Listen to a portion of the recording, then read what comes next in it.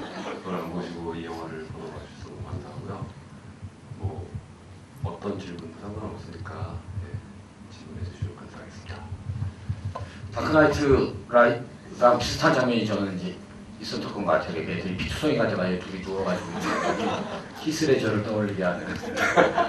그리고 뭐 캔커피를 사가지고 옛날 그 기정의 집에 가서 앉아있는 장면은 건축가 개론을 떠올리는. 짬뽕 영화예요. 네, 아주 여러 가지 장르가 결합되어 있는 영화였고요. 배우분들이 오셨어요. 이 배우분들이 영화를 만들고 이렇게 열성적으로 부르지 않아도 막 찾아오시고 그 극장에 거의 진을 치시면서 관객분들을 만나고 그래서 관객분들이 상당히 좋아했던 걸로 알고 있는데요. 그 배우분들이 자리에는 좀 모시지 못하는데 소개를 좀 드리겠습니다. 그 어린 동조 역과 그 소설 속 덕우 역을 맡았던 김청환 배우님 여기 뒤에 계신데요. 인사 좀. 그 영화에 이제 악역으로 나오는 그 애들을 괴롭히는 그 대장에서 그 무참한 폭력을 휘두르는 용역 역의 김태훈 배우님 모셨습니다. 다른 영화에서는 코믹한 연기도 많이 하시고 여기서 아주 그냥 센 역을 다른 배우들이 아주 잘 맞아주셨다고 그렇게 인터뷰를 하셨더라고요.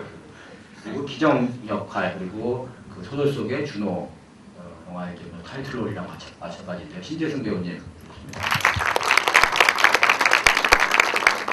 혹시 뭐 대화 중에 그 배우분들에게 뭐 궁금하신 점이라든가 마이크가 갈 일이 있으면은 한 말씀 부탁드리도록 하겠습니다. 일단 어떻게 너무 이 군대 이등병 자세로 앉아있는 제가 부담스럽네요.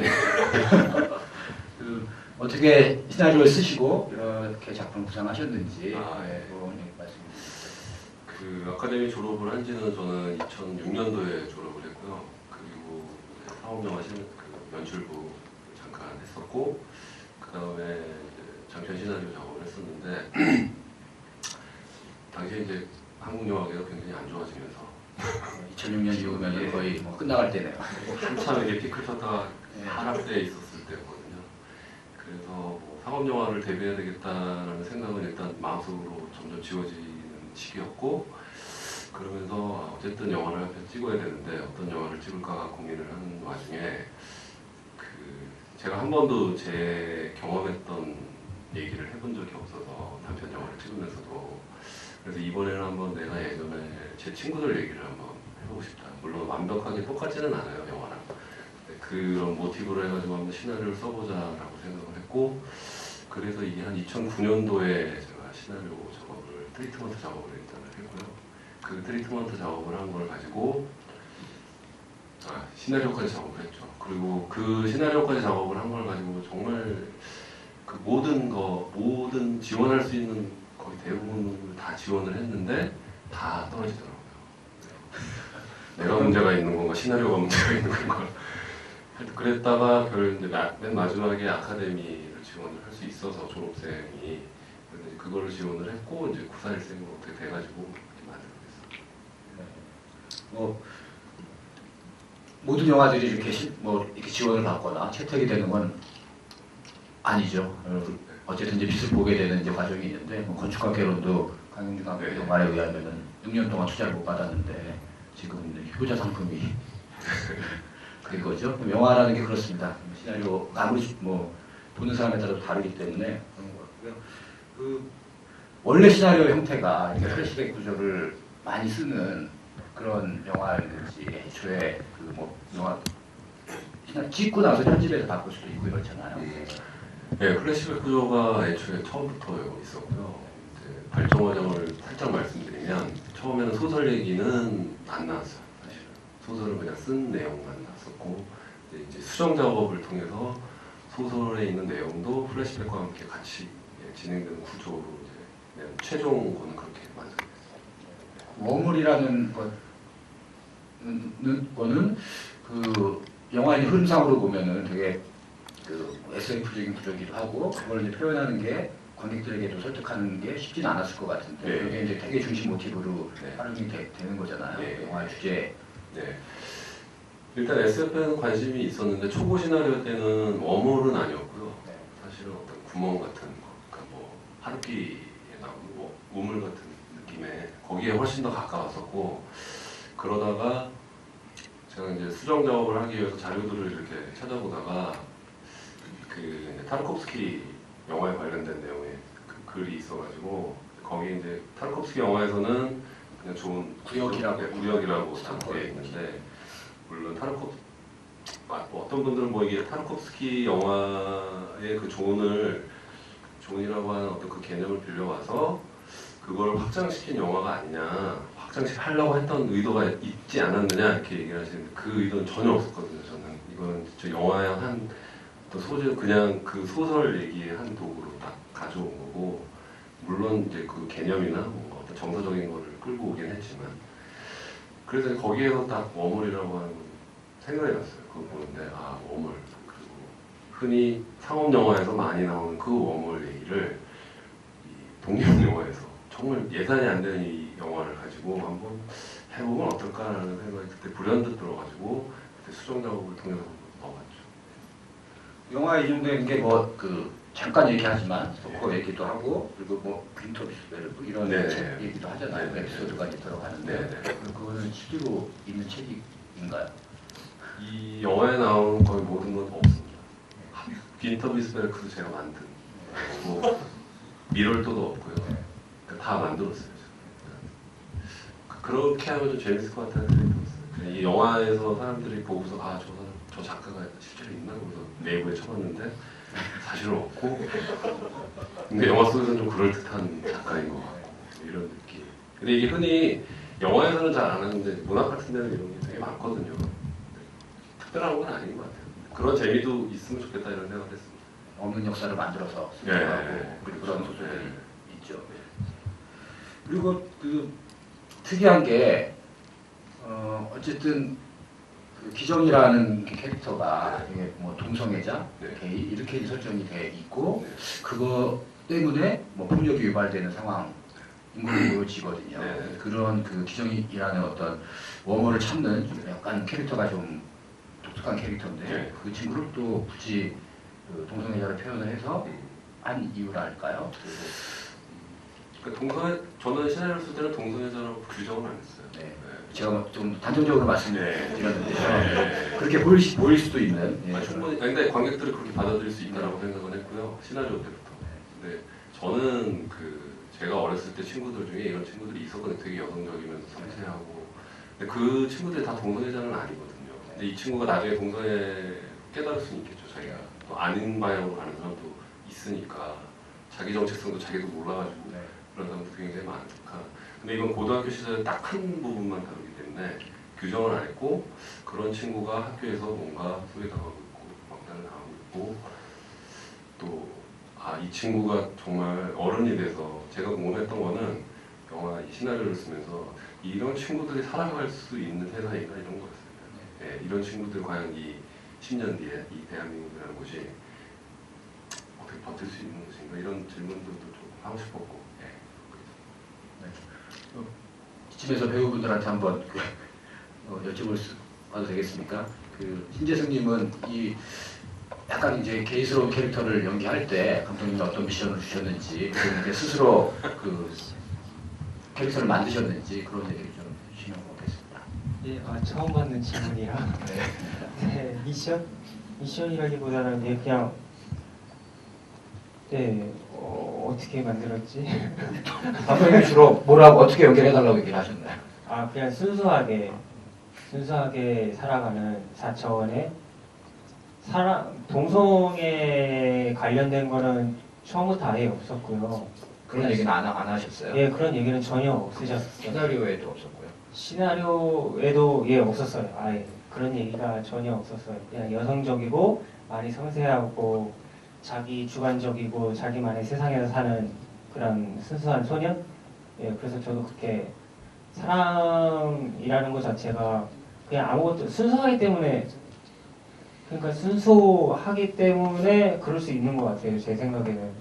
그런 거 다른 걸 신경 안 쓰고 동성애라는 걸 규정 지을 필요도 없다고 생각을 했거든요.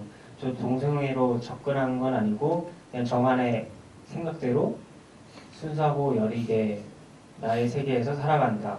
이렇게 해서 표현을 한 건데 예, 많은 분들이 영화를 다 보시고 나서 혹시 게이 아니냐 솔직히 말해달라.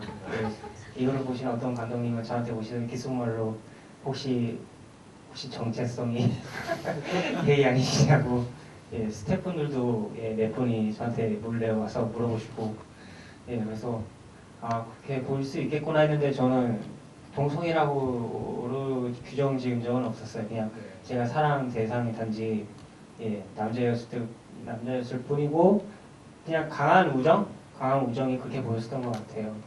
예, 굳이 설명을 하자면 예, 제가 항상 쓰는 말인데 포켓몬스터 아시죠? 거기서 지우가 너를 정했어 피카츄 예, 그런 느낌이에요. 제가 나이가 많아서 무슨 말인지 모르겠어요. 그리고 김태현 씨 같은 경우도 사실 캐릭터 설명이 분명히 안 되잖아요. 이사장의 조카담 이런 것만 있고 상당히 그냥 폭력적이고 무조건 제가 보기 싫어 사라졌으면 좋겠어 이런 이제 좀 단순무식한 캐릭터인데 그런 걸 이제 어떻게 또 방향을 잡고 연기를 하셨는지 그런 부분도 좀 말씀해 주시겠습니까? 일단은 저는 무식하지 않은데 농담이에요. 감독님께서 먼저 이제 종혁을 말씀해 주실 때 영화에서 일단 동조랑 기정의 사이에서 큰 사건을 유발시키는 캐릭터라고 말씀하셨고 제가 영화에서 가장 잔혹하게 나와야 되는 걸 책임을 져야 된다고 말씀하셨어요. 그래서 거기에 대해서 굉장히 많이 포커스를 맞췄었고 저만의 이유는 있었죠. 영화에서 설명되진 않지만 저랑 감독님이랑 이제 종혁이 왜 기정이를 동조를 왜 그렇게 폭행으로 파국으로 몰고 갔는지는 이제 감독님이랑 저랑 약속을 했고 그래야 제가 이제 연기를 할 수 있었기 때문에 그거는 얘기가 된 상태에서 이제 나머지는 이제 영화에서 보여줘야 됐던 그 잔혹함에 포커스를 많이 맞춰서 제 옆에 있는 이제 김창완 씨랑 신재승 씨가 많이 도와줬어요. 제가 사실 이 영화 전까지는 맞는 역할만 했었는데 진짜입니다.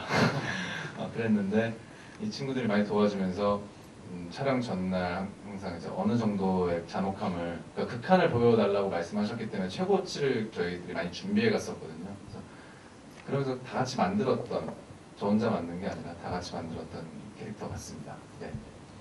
뭐 액션을 찍을 때 때릴 때 잘 때려야 된다고 합니다. 때릴 때 다치지 않게 때리고 안 다치게 맞는 것도 기술이라고 해서 오히려 뭐 때리는 사람이 그 액션 배우 하는 경우도 있는데 맞는 분들이 그 스턴트를 하는 경우도 있다고 해요. 마음껏 때려라. 뭐, 내가 잘 맞아줄게 이런데 그 인터뷰를 보면은 두 분이 잘 맞아주셨다고 이렇게 그래서 인상 깊었습니다. 그리고 동조역 맡으신 김창완 배우님은 나중에 어쨌든 그 기정이랑 되게 친한데도 기정에게 그 아이들이 다 있는데 이제 폭행을 때리잖아요. 그리고 막판에 내 앞에서 없어졌으면 좋겠다 그렇게 얘기를 하는데 그런 이제 어떤 감정의 변화라든가 이런 부분에 대해서는 감독님하고 또 어떻게 얘기를 하셨는지 그거를 본인이 납득하셨는지 그런 부분 좀 말씀해 주십시오. 일단 납득이 전혀 안 되는 부분은 아니었던 게 우리 일반적으로 살아가면서 대부분 그런 경험을 직간접적으로 되게 많이 하잖아요. 그래서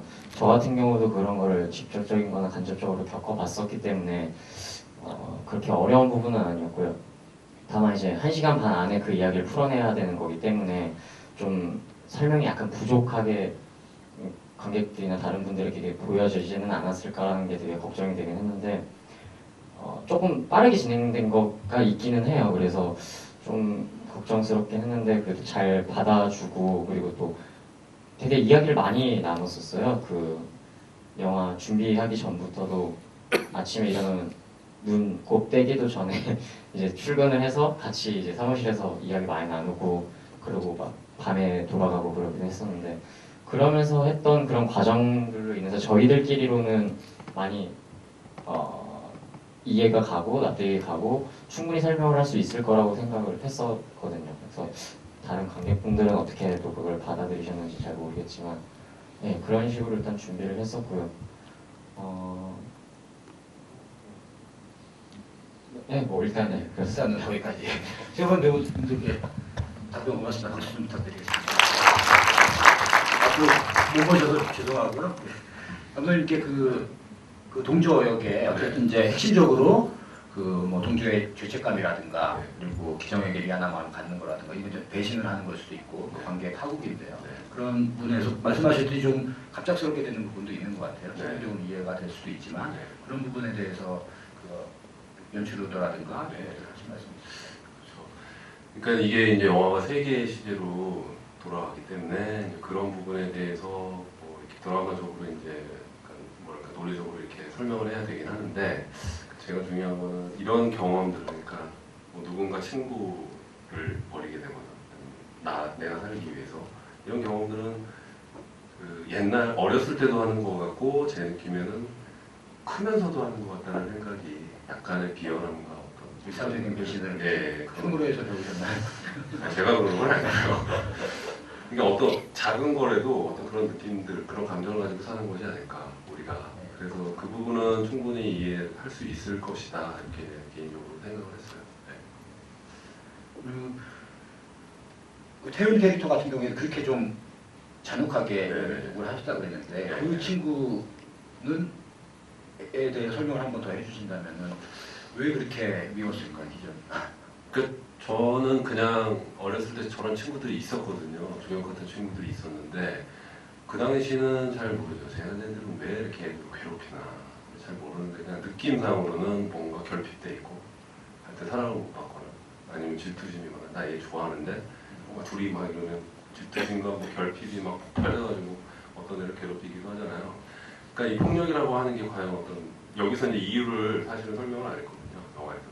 근데 저는 폭력은 이유를 설명을 하면 안 된다는 입장이에요. 그거는 이유가 되면 이런 이유로 폭력을 해야 되나? 이거는 아니기 때문에 그런 생각도 있었고 그리고 항상 어렸을 때 조명 같은 친구들이 존재하지만 보이는 폭력으로 사실은 이 세상에는 보이지 않는 폭력도 계속 폭력의 밑바탕으로 해서 사회에 계속 굴러가잖아요. 그러니까 그런 것 때문에 그런 맥락에서도 이제 종혁이 그 저 동조와 기정을 때리고 괴롭히는 것에 대한 어떤 부가 설명 같은 거는 불필요할 것 같다 영화는 그렇게 생각했습니다. 저는 이제 느끼기에 처음에 볼 때는 그렇게 이제 못 느꼈었던 것 같은데요. 보면서 이 영화의 어떤 젊은 친구들의 이 성적인 리비도 그런 억압의 에너지 이런 것들이 그런 것들을 유발하지 않나. 이를테면 뭐 동조도 그 여자친구가 있는 사람인 거잖아요. 그런 이제 분위기가 어떤 사회적인 억압이라든가 야 언니가 어떻게 학교에서 둘이 그럴 수가 있어 이렇게 이제 그 종혁이 얘기하는 것처럼 그런 그 이성의 중심적인 남성적인 그런 사회의 메타포가 들어있는 것이 아닌가 그런 느낌을 좀 받았던 것 같습니다. 네, 관객분들 하신 말씀이나 질문 있으시면 제일 먼저 손 들어주셨는데 마이크 드리겠습니다. 예, 먼저 그 정말 너무나 잘 된 시나리오로 된 영화라고 좀 생각을 하고 감독님께 다시 한번 감사 말씀드리고요. 지인분이신가요? 처음 봤어요.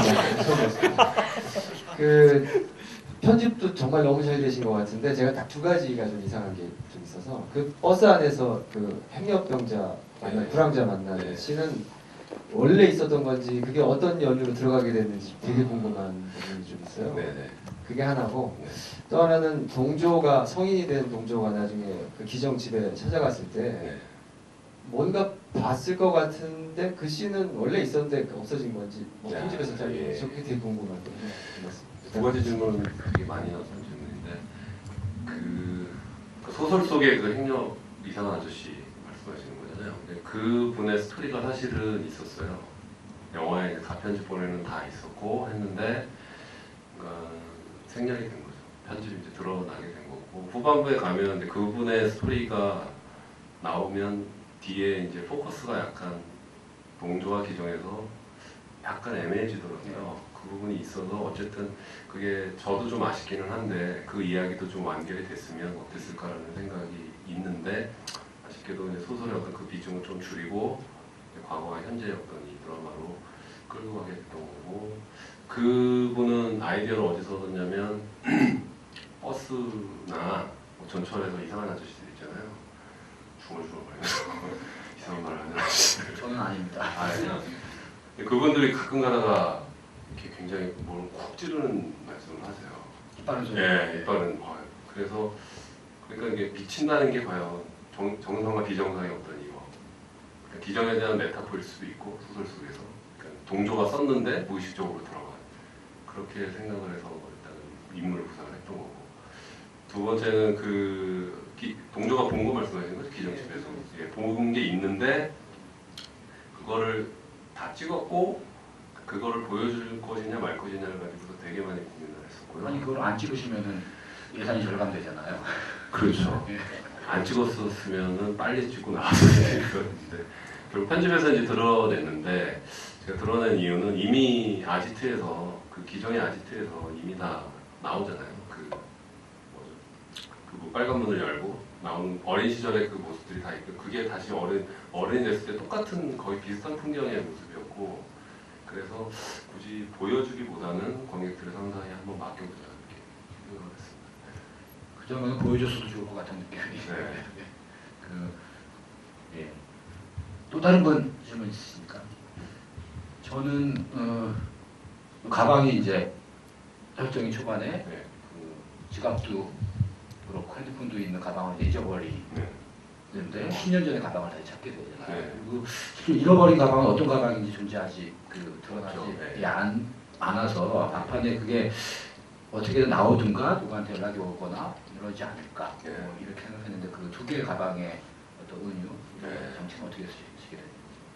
그건 뭐 일단은 현재의 가방을 잃어버려야 일단은 되게 이제 단순한 어떤 시나리오 기법서의 어떤 건데 제 생각에는 그러면서 이야기가 이제 시작이 된다고 생각을 했고요. 그 가방을 찾는 과정이 있어야 된다.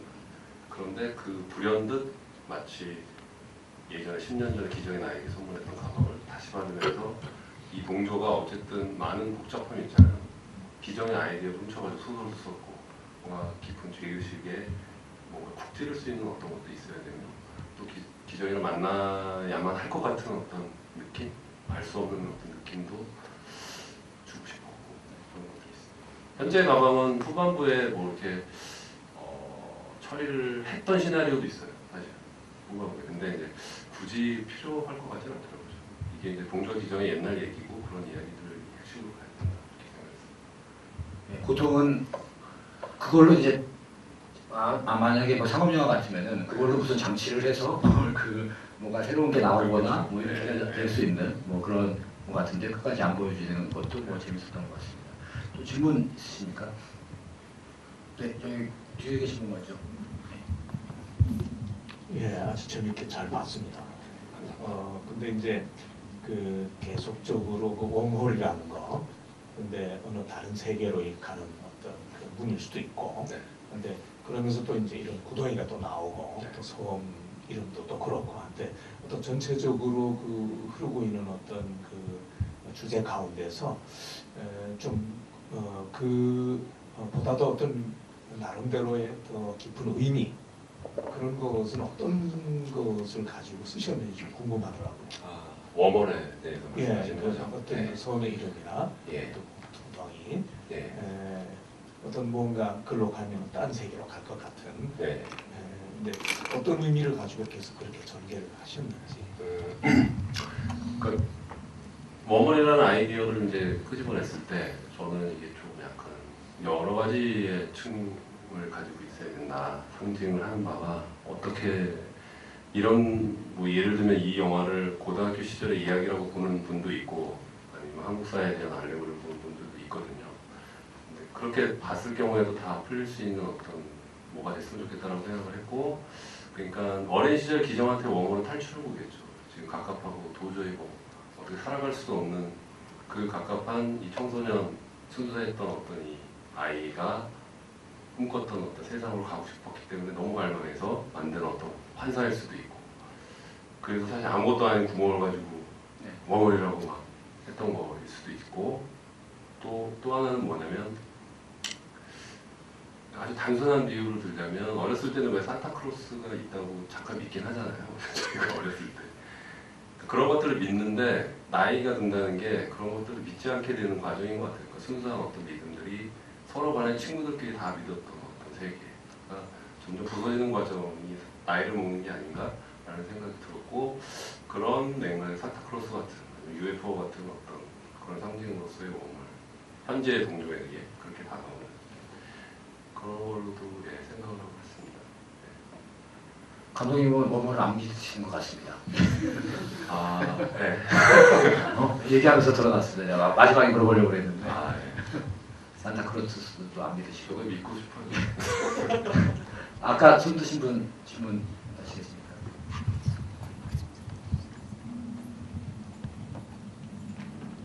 예, 저기 영화 잘 봤고요.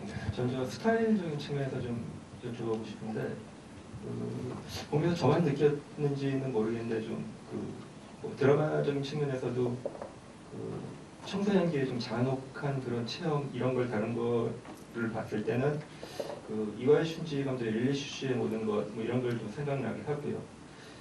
그 다음에 조명적인 측면에서도 이제 배면 자연광이나 뭐 성향빛 이런 걸 이용하신 것 같을 때 많이 그분의 좀 스타일과 좀 흡사하게 느끼는 점이 있었거든요. 네. 그래서 혹시 그런 어떤 뭐 그쪽 그때 세대의 영향을 좀 받으신 건지 아니면 뭐 그게 아니라면 뭐 어떤 다른 어떤 뭐랄까 영향받은 분들이 계신지 좀 그런 걸 여쭤보고 싶습니다. 이와이 순지는 릴리슈슈는 참조를 했긴 했어요. 그 폭력신 장면에서 빛이랄까 이런 부분에서 워낙에 이제 그걸 잘 하시니까 이와이 순지 감독이. 저 같은 경우에는 어떤 특정한 영화 감독의 스타일의 영향은 안 받는 것 같고요. 그러니까 개인적으로는 그냥 영화 스토리를 위해서 스토리를 흘러가는 데에서 그 스토리와 그 맥락에 맞는 것을 제가 가장 적합한 것을 좀 찾는 스타일인 것 같고 그래서 여러 가지 스타일들이 섞여 있는 것 같아요. 제가 뭐 그렇게 의식하고는 안 만드는데 네, 작업 과정에서는 그렇게 만드는 것 같습니다. 이와이 순지는 네, 그때는 레퍼런스로 했던 것 같습니다. 톤 조절 같은 경우에는 그 흑백으로 그 소설 장면은 흑백으로 하고 근데 그것도 톤이 조금씩 바뀌는 것 같은데 그런 톤 조절은 어떤 느낌으로 강조하고 계신지? 그거는 처음에는 이제 거의 다 흑백, 완전 흑백이었는데 이제 그 후반 작업에서 다시 그 색보정 작업을 하다가 제 느낌이 되게 심심하다는 생각이 굳이 과거에 소설 속을 흑백으로 가서 이렇게 명확하게 구분을 짓는다기보다는 약간 흑백인데 색이 돌잖아요. 그러니까 어떤 그 경계를 약간 좀 애매하게 좀 가고 싶었고 또 하나는 그 소설상의 드라마상에 맞는 색깔 톤을 한번 찾아보자. 촬영 감독하고 고민을 하면서 이렇게 했고요. 또 하나는 스토커, 타르코프스키의 스토커를 보면 그 톤이 왔다 갔다 하거든요. 사실 일관된 톤이 없어요. 물론 그 논리는 명확한 어떤 거가 가지고 있는데 우리가 생각하기에는 뭐 예를 들면 그 구역으로 가면은 이 톤으로 바뀌고 이렇게 하는데 이게 사실 어떤 맥락을 가지기보다는 타르코프스키는 어떻게 작업했는지 모르겠지만 개인적으로는 그렇게 뭔가 딱 구분을 짓고 가기보다는 드라마상에 맞는 톤을 찾자 생각했습니다. 네, 또 다른 분 질문 있으십니까? 네, 저 뒤에 계신 분.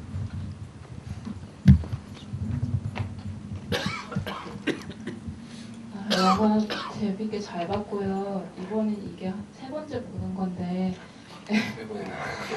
처음에 이게 파수꾼이랑 제가 이 영화 좀 같이 봐서 처음에는 좀 청소년기 영화라고 생각해서 되게 비슷한 느낌을 받을 줄 알았는데 좀 많이 다르고 이 영화가 좀 더 폭력적이고 좀 더 피가 난무하다는 걸 좀 생각했고요. 아 그리고 좀 궁금한 게 마지막에 그 성인이 된 공조가 마지막에 그 웜월 위치에 가서 빨간색 선글라스를 쓰잖아요. 네. 그럼 이제 그제서야 돼서 이제 정말로 그 기정이가 했던 말을 믿는다고 이제 믿게 된 걸 의미하는 건지 아니면 뭘 의미하는 건지 좀 알고 싶어요. 아 마지막 순간에요? 네, 선글라스 쓰고 하늘 볼 때.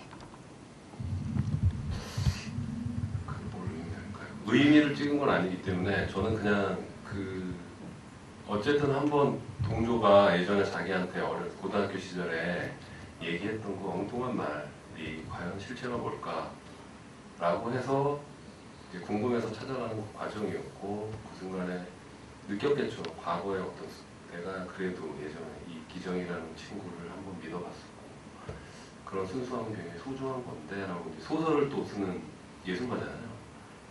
그 사람한테 뭔가 어떤 깨달음을 주는 순간인데 그게 예전에 기정이가 했던 그 말들로 인해서 그렇게 어떤 깨달음을 없지 않았을까 이런 생각이 있었고 그 다음에 나오는 그러니까 제가 그 엔딩에서 가장 하고 싶었던 거는 크레딧 올라갈 때 나오는 그 장면이 꼭 이게 둘이- 시나리오에 네. 시나리오에 없었던 장면이에요. 네, 둘이 잡을 때 나 잡아봐라 시간. 네, 맞아.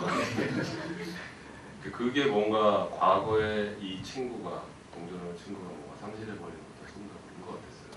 그거는 그 부분을 보면서 관객들이 좀 뭔가 했으면 좋겠다. 네, 또 질문 하시겠습니까?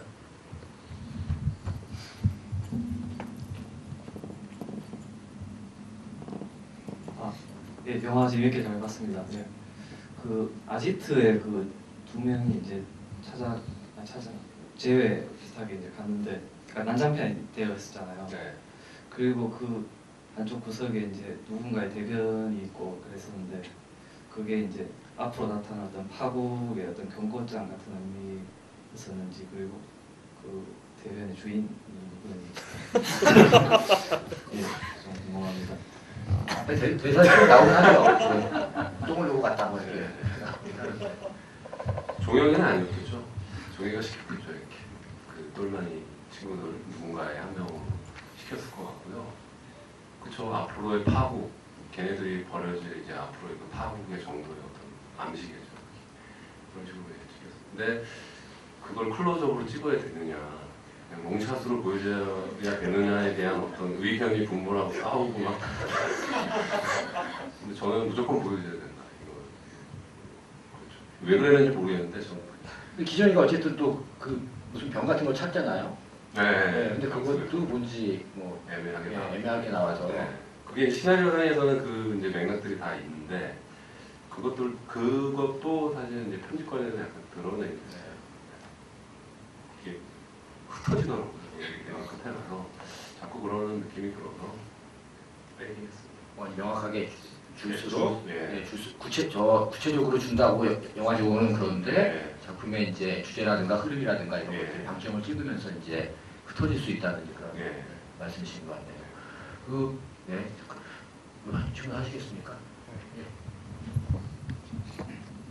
아까 영화 재밌게 봤고요. 저 아까 워멀이라는 얘기 나오면서 제가 한 가지 궁금한 게 있는데 이 영화를 보면서 그 동조라고 하면 그 세 가지 그 어린 동조와 그 성인 동조와 그리고 소설 속에 있는 그 화자가 된 동조 셋이 있는데 그 셋을 보면서 그 세 명이 다 불신자라는 느낌이 되게 많이 들었거든요. 그 기자가 그 소설에서도 믿지 않는다는 느낌이 받았다고 해가지고 세 명이 불신자가 있는데 그 워멀이라는 얘기를 하면서 하면서 그 세 명의 불신자가 결과적으로 과거, 현재 그리고 소설 속에 있는 인물이 존재하지 않는 워물에 걸려서 그 주인 친구를 찾음으로 인해서 계속 한 가지 방향으로 가고 있는데 결과적으로 여기서 말하는 게 불신자라는 게 하더라도 우리가 이제 현실적으로 없다는 거에 대한 어떤 우리 믿고 싶은 심리가 여기 나와 있는 건지 좀 궁금해서 질문 드렸습니다. 네. 세 명이 다 뭘 못 믿는 사람으로 네. 그려졌다는 거죠. 아, 동조라는 그 동조와 소설 속의 네, 동조도 그렇고 지금 그 현재의 동조도 그렇고 뭘 네. 믿지 못하는 네. 그런 캐릭터인데 그런 게 이제 어떤 그런 그 동조의 그런 캐릭터를 표현하신 건지 네, 그런 거 그건 되게 흥미로운 그 지적이신 것 같아요. 네. 현재하고 과거는 분명히 과거 속의 동조와 현재 동조는 아직도 뭔가 믿음의 한 발자국은 못 떼있는 인물이 맞는 것 같고 소설 속은 약간 차이가 나는 것 같긴 해요. 저는. 물론 불신의 상황이기는 한데 저는 소설을 어떻게 생각을 했냐면 이 동조가 어쨌든 과거의 일 때문에 그 기정이한테 굉장히 미안한 감정이잖아요. 근데 그 소설 속에서 분명히 원물을 찾으러 가거든요. 또 기정이를 쫓아가잖아요. 새벽에 일어나서. 근데 그 쫓아가는 걸 못했잖아요. 현재에서는. 그런 마음이 소설 속에서는 그래도 조금 더 표현이 된 게 아닐까. 네. 뭐 그 평론가 심사위원인지가 얘기하잖아요. 네. 그 남의 얘기 같다. 그러니까 진심으로 그 현실의 동조가 소설을 쓸 때 진심으로 어머니의 존재를 믿고 이렇게 썼는지 아닌지는 이제 불명확하게 보여지는 거죠. 그렇지만 그 소설에서는 어쨌든 좀 따라가게 해서 어머니의 존재를 보게 하는 이제 그런 구조로 돼 있는 거죠. 그러니까 그 작가가 믿진 않지만 어쨌든 그 그 소설 속에 저렇게 표현을 했던 구조로 되어 있는 것 같습니다. 그리고 그 영화 이제 하늘이 계속 나오잖아요. 첫 장면에도 그렇고 되면 소설 속 장면에도 하늘이 나오고 여러 이제 장면에 하늘이 그 인서트 비슷하게 비춰지는데 그 하늘의 의도 그리고 하늘을 그 편집 과정에서 넣을 때 어떤 포인트라든가 이런 기준들이 있으셨는지. 그렇죠. 하늘이 많이 나오는데 저는 그 하늘을 어떻게 생각했냐면 찍지는 않았는데 이 둘이 그 뭐 하늘을 믿어야 되고 이런 얘기를 하잖아요. 기정이가 그 순간 그러니까 예를 들면 폐공장에서 둘이 누워서 하늘을 보면서 기정이가 얘기를 해주는 거죠. 공주한테. 그때 둘이 함께 봤던 하늘의 모습을 처음과 끝으로 내주고 싶었다. 첫 화면과 끝의 하늘로. 그 비참한 상황에서도 아름다운 하늘이 보였단 말인가요? 그러니까 폐공장이 아니라 폐공장에 구타를 하기 전에 그 상황이 아니고 다른 순간에 뭐 둘이 봤다. 물론 이제 영화 속에서는 그 순간이 안 나오긴 하지만 그렇게 해서 그 하늘을 넣고 그렇게 하늘을 넣고 나서 소설 속의 어떤 순간에서도 하늘을 인서트로 근데 그거는 특별한 의도는 없었어요. 사실은 소설 속에 하늘 나오는 거는 그런 아주 특별한 의도는 없었고 어떤 리듬을 만들기 위해서 사실은 내는 게 맞다고 말씀드립니다. 관객분들 뭐 영화 좋게 보신 분 말씀을 계속 하셨는데 안 좋게 보신 분은 안 계신가요? 뭐 질문 있으시면은.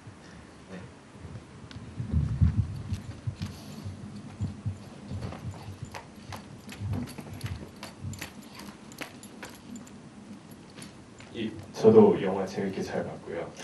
저는 좀 의아했던 게 제호 같은 캐릭터 같은 경우에는 뭐 영화를 이끌어가는 상황에서는 필요한 인물이라고 생각하는데 과거 씬을 보면은 제호가 상당히 좀 역할이 어중뛰다는 생각이 들었거든요.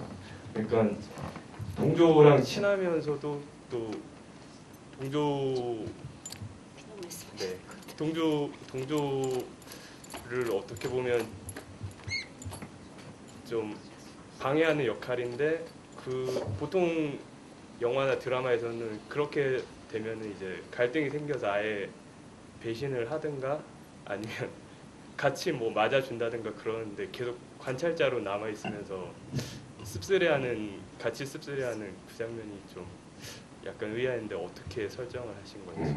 제호의 캐릭터에 대해서. 제호는 뭐 동조랑 같은 방관자죠. 근데 동조가 기정의 편에서 최종적으로 방관이라기보다는 손 발을 떼게 되는 기정에게서 인물이라면 또 제호라고 하는 애는 동조랑도 지금 종혁과도 뭔가 애매하게 껴있는 이런 상황의 인물이라고 생각을 했어요. 그래서 얘도 죄의식이 남아있고 그 순간 때문에 동조는 더한 죄의식이 있겠죠. 그렇게 생각을 해서 만든 캐릭터였고 그냥 예전에 이런 캐릭터들이 학교 다닐 때 있었던 것 같거든요. 그러니까 애매하게 껴있고 일반적으로 보면은 그 영화의 주인공은 아니지만 항상 그 이를테면 뭐 저 같은 사람일 수도 있고 뭐 이리 붙어서 저리 붙어서 생각을 했다는 게 아니라 그런 이제 그 일반적인 소시민처럼 그 캐릭터로 이해가 될 수 있을 것 같아요. 뭐 칙칙을 하고 있고 그런 캐릭터가 아닐까. 근데 그 보이기에는 야 그렇게 반성을 하면은 그 걔네들이랑 놀지 말아야 되는데 또 놀 수밖에 없는 그래서 그 폭력적인 상황을 상당히 아이러니하게 만드는 그런 역할도 또 하는 것 같습니다. 그리고 이 영화가 어쨌든 또 그런 뭐 폭력적인 상황, 그 청소년기의 어떤 꿈, 벗어나고 싶은 뭐 탈출구, 뭐 그리고 어떤 성적인 그런 긴장감이라든가 에너지 여러 가지 이제 감정들이 포함되어 있는데 또 그 중에 주인공이 또 이제 작가이다 보니까 뭐 출자리에서 싸우게 되잖아요. 또 남의 얘기를 썼다. 어떤 작가의 윤리성이라든가 이런 부분들도 얘기가 나오는 건데 그 누구의 얘기를 허락받지 않고 썼다거나 그 자기가 경험했던 것들을 그대로 쓴다거나 이 영화에서는 실명 그대로 쓰진 않잖아요. 어떤 분은 실명 그대로 써가지고 막 그렇게 하는 작가도 있다고 그러더라고요. 그런 그 윤리성의 문제라든가 이런 것들도 감독님이 얘기하고 싶은 부분이셨는지. 예, 그것도 하고 싶었어요. 근데 그게 그러니까 예를 들면 동조가 자기 친구 물론 여자친구의 그 굉장히 그런 거를 막 뺏어다 쓰고 자기 그거 약간 뭐랄까 입신을 위해서 했던 거는 굉장히 좀 안 좋은 행위인 것 같기는 한데 저는 그거를 이렇게 윤리적으로 너 나쁜 놈이다 이렇게 바라보는 시선 속에서 그리지는 않고요. 네. 뭔가 우리가 살아가면서 그런 되게 나쁜 나의 입신을 위해서 누군가를 뭔가 이용한다거나 이런 그냥 평범한 나쁜 캐릭터 중에 한 명인데 예술가이기 때문에 또 더 좀 그런 느낌이 더 들겠죠. 그런 측면으로만 이렇게 그렸어요. 동조. 그 동조가 예술가이긴 하지만 어찌 보면 그냥 평범한 우리를 이렇게 반영할 수 있는 캐릭터다 이런 생각이에요. 근데 계속 그 혐의에서 자유롭지 못하는 거잖아요. 성경 첫 번째 학교에서 상 받은 것도 그렇고 지금 그것도 되면 그 무조건 여자친구가 얘기를 듣고 이거 우리 얘기 아니냐라고 이제 얘기를 하지만 하니까요. 예. 그런 혐의에서는 계속 또 그런 게 그렇게 넣으신 게 감독님이 어린 시절을 표현해서 예. 그렇게 넣으신 게 그건 아닌가. 실제로 있었던 그럴 수 일들 있겠네요. 예. 아 근데 사실은 그런 경계가 항상 그 있잖아요. 네. 어떤 경계를 약간 허물고 싶긴 했어요. 제 얘기인데 이게 제 얘기도 살짝 들어가 있기는 하고 사실 제 친구들이 봐도 이게 자기 경험이라는 걸 몰라요. 네. 보여줬거든요. 아 고등학교 때 네, 고등학교 때 친구들. 친구들 보여줬는데 모르거든요. 근데 뭔가 깨름직한 거예요 본인들은. 그러니까 이런 경계 병인 것 같기도 하고 아닌 것 같기도 하고. 종혁 같은 친구한테 보여줬나 보네요. 아니면 동료 같은 친구들이 많으니까. 종혁 같은 친구들은 저는 이제 안 만나는데. 대부분의 사람들이 자기가 종혁 같은 캐릭터여도 자기도 뭐 동조였다 혹은 뭐 아마 제후라고 생각할 거예요. 아, 나는 거기 있었지만 내가 직접 가지 않았다. 그렇게 대부분의 사람들이 이렇게 느낄 수 있는 것 같아요. 저도 이제 뭐 비슷한 영화인데요. 돼지왕이라는 그 장편 애니메이션이 있잖아요. 제가 거기에 프로듀서로 참여했는데 이 영화를 보고 이제 좀 약간 놀랐어요. 그 프레시의 구조고 그들의 상처가 어쨌든 학교 내 풍경에서 나타났다는 것에 대해서 연상원 감독 자기는 뭐 그 아무것도 아닌 존재라고 하는데 제가 보기엔 폭력을 썼을 수 있는 혐의가 상당히 높은 캐릭터거든요. 네. 감독님은 어느 쪽이실지 저도 참 뭐 웃기는 그렇지만 예, 관객분 또 뭐 하실 말씀 하실 분 있으십니까?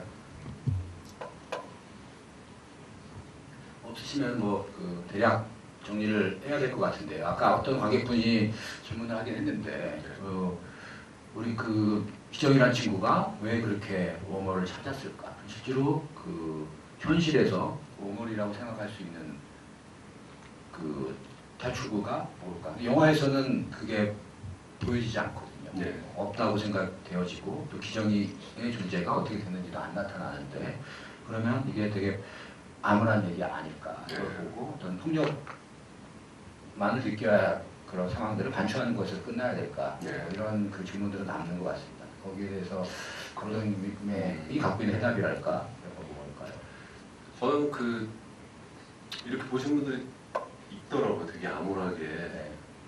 보신 분들도 있고 뭐 어떤 희망을 가지고 보신 분들도 있는데 그거는 제가 이렇게 영화를 이렇게 봐달라라고 하는 거는 조금 아닌 것 같고 그냥 저의 의도는 이 영화를 보고 어쨌든 하여간 그 옛날에 굉장히 뭐 버렸던 이렇게 안 좋게 헤어졌거나 이런 친구들이 있었다면 그런 친구들을 한번 떠올려 봤으면 좋겠다. 그리고 또 하나의 이상향 같은 유토피아로 가는 어떤 이 워머리라고 하는 것을 현실에서 찾기는 개인적으로 답을 내리기에는 굉장히 어렵다. 그러니까 이 시나리오 쓸 때도 여러 의견들이 많았거든요. 아예 워머리로 해서 동조가 그냥 저 세계로 가버리게 하면 어떻게 해? 희망을 줘라. 뭔가 현실에 그런 희망이 없지 않느냐. 영화 속에서나마 그런 어떤 카타르시스를 한번 주면 어떻겠냐라고 했는데 저의 그 시나리오를 썼을 때 당시의 어떤 이 감정은 거짓말을 하기에는 그거는 그냥 거짓말이잖아요, 진짜 제 느낌에 모르겠어. 그게 있다라고 하시는 분들이 있다면 난 무엇인지 한번 물어보고 싶고. 근데 저는 그런 거, 그러니까 아 예전에 내가 친구들한테 이렇게 했는데 굉장히 단순하고 소박한 의도가 있었거든요. 그런 친구들을 한번 떠올리면 어떨까. 그리고 만약에 희망을 찾는다면 동조 수준의 어떤 깨달음 같은 거. 아 그래도 잘 살아봐야지. 이렇게. 그런 깨달음 안에서 뭔가 그런 정도의 느낌이었습니다. 그 동조 역을 맡은 분에게 한 번 더 질문을 드릴게요. 감독님이 얘기하신 그 연기를 하면서 그 어떤 그 나름대로 영화 안에 얘기하고 그 연기를 하면서 또 이제 또 성장을 하실 수 있을 것 같은데요. 그런 그 어떤 현실에 어떤 탈출구가 있을까? 기정의 존재에 대해서 어떻게 생각을 하셨는지 관객분들에게 하신 말씀 있으면 한마디 해주시겠어요? 네, 좀 처음 하는 질문이 약간 어려운 질문이긴 한데 일단 우리가 겪어왔던 일들에 최대한 중점을 많이 뒀었거든요. 그리고 예전에 제 학창 시절 때 기억도 많이 꺼내서 제 학창 시절 때도 이런 기정이랑 비슷한 친구가 중학교 시절에 있었거든요. 그래서 좀 멀리 하게는 되는데 뭔가 좀 되게 신비롭고 되게 신기하더라고요. 왜 이런 생각을 갖고 있고 이렇게 행동을 하며 그리고 뭐 과연 얘는 어떤 생각들을 갖고 있는지 정말 궁금해서 호기심이 생겨서 이렇게 접근한 적도 있었고요. 그런 것과 비슷하게 이 미를 떠가는 길에서 기정이한테도 그런 호기심으로 인해 다가간 것도 있었고 그렇게 이제 잡아갔었던 것도 있고요. 그리고 또 질문이 조금 더 애매해서 좀 다시 한번 해주시면. 그러니까 영화를 보고 그 이런 좀 답답한 느낌이라든가 이런 것들이 좀 있는데 거기서 벗어나는 방법이라든가 그런 건 어떻게 개인적으로 생각을 하셨는지. 워몰에 대해서. 예, 없으시면은. 네, 저는 워몰을 믿지 않다 보니까. 예. 저는 이제 두 가지 점에서 어떤 그 탈출구 이 영화를 보면서 좀 그래도 밖으로 뭔가 벗어나고 싶은데 하나는 그 맨 뒷부분에 보면은 이제 그 휴머니즘이 좀 나오잖아요. 네. 그러니까 그 기정이를 이렇게 뭔가 미안하다고 하면서 이렇게 그 받았던 돈도 거기 있는 것 같고 이렇게 도와주는 굉장히 그 어려운 가운데 있을 것 같은데 그러니까 거기에서 갑자기 뭐 그 밖으로 하늘이 이제 어떤 그러한 탈출구를 의미한다고도 생각할 수 있고요. 근데 날아가 버리지 않아도 가까운 곳에서 어떤 그런 그 진한 휴머니즘이 우리한테 어떤 탈출구를 줄 수 있지 않나 하는 생각이 들고요. 또 하나는 소설이라는 거예요. 소설가가 됐잖아요, 주인공이. 소설이라는 거는 무한한 상상력을 가지고 뭔가를 또 만들어낼 수 있는 그러한 또 다른 탈출구의 공간일 텐데 우리 모두에게 어떤 그 소설을 쓰는 것 같이 그러니까는 한쪽은 좀 극단적인 현실과의 어떤 그 싸움을 거기서 보는데 이런 그 우리를 누르고 있는 현실에서 무한한 상상력을 가지고 이게 창조적이면 좋겠죠. 지금 우리가 뭔가 다양하게 있겠지만 한번 그거를 소설가의 마음으로 이렇게 떨쳐버리고 무한한 그 상상의 어떤 탈출구 무언가 기다리고 있을 것 같은 그를 향해서 나이도 들고 환경도 어렵지만 한번 좀 달려가 보면 좋겠다 하는 그런 생각을 하면서 저 나름대로 이렇게 두 가지의 어떤 그 카타르시스를 거기서 좀 찾아봤습니다. 고맙습니다. 감사합니다. 감독과 배우를 괴롭히고 있는데 우리 분이 해소를 해주셨네요. 마지막으로 뭐 저는 기정이 어떻게 나오지 않을까. 이런 기정의 존재가 결국 나오지 않거든요. 이건 뭐 우리가 상상할 수도 있는 거겠지만 기정은 어떻게 됐을까요? 기정은 좀 어떻게 됐을까요? 네, 그 뒤에 이제 기정이를 만나는 장면을 사실 찍었거든요. 다 찍어놓고 안 쓰셨네 이거. 그게 결론을 어떻게 맺어야 될 것인가. 시나리오에서 계속 수정을 하면서 만났다 안 만났다의 과정이었어요. 그러니까 이게 결국 창작 작업도 현실에서 내가 느끼는 그 감정을 가지고서 만드는 수밖에 없기 때문에 기정이를 동조가 기정이를 만날 수 있을까? 그러니까 만나는 차원이 아니라 질문이 과연 만날 수 있을까였어요. 내 앞에 있다고 해도 걔를 아는 체를 할 수 있을까? 상처를 줬던 친구인데 부끄러울 텐데 이런 두 가지 질문이 계속 왔다 갔다 했었고 결국에는 만나는 거를 찍어놓고도 편집 과정에서도 계속 그 질문을 하게 되더라고요. 저는 못 만나는 게 아닐까, 안 만나기도 하고 그렇게 결론을 맺었고 또 기정이가 굉장히 어린 시절에 굉장히 순수한 어떤 존재로 관객들한테 어쨌든 나에게도 편집을 하는 저한테도 그렇게 다가왔었고 그런 아련한 어떤 존재로 남아 있었으면 좋겠다라는 느낌도 있었고요. 그럼 기정의 성인 역할을 캐스팅 하시는 건가요? 지금 했던 배우가 10년 뒤에 모습을 했었죠. 그 배우만요? 네, 아, 이상한 분장을 하고.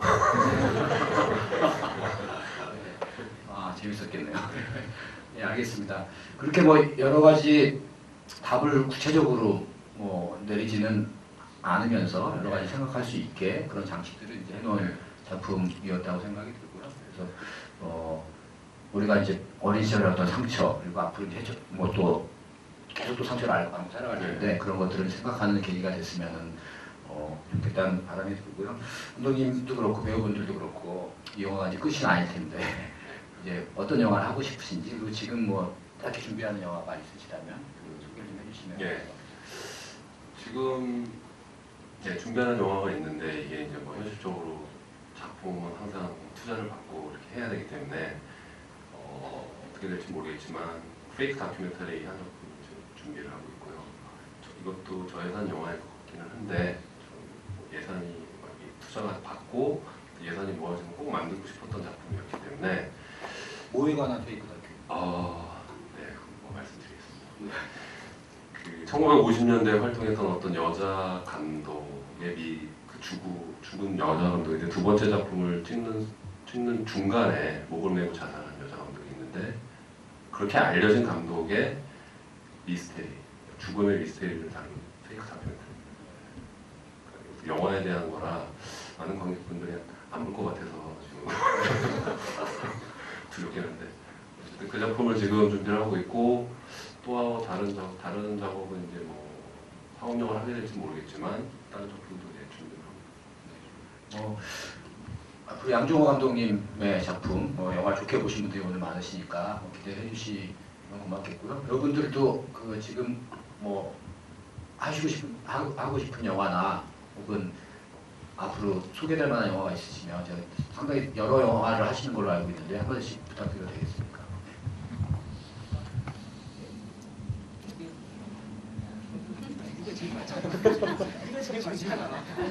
제가 제일 어립니다. 신재승님부터 하시죠. 예, 작품은 김창 씨가 제일 많이 하고 있어서.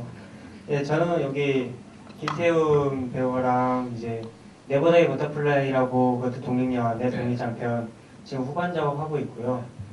몇 개월 안에 아마 나올 것 같습니다. 그거랑 이제 또 다른 작품 찾고 있습니다. 예, 다른 작품 찾고 있는데 가장 하고 싶은 건 양정호 감독님이랑 다시 작품을 하고 싶습니다. 러브콜을 받으셨네요. 페이크 다큐인데 캐스팅하기 힘들 텐데요. 거기는 어린 배우가 안 나옵니다.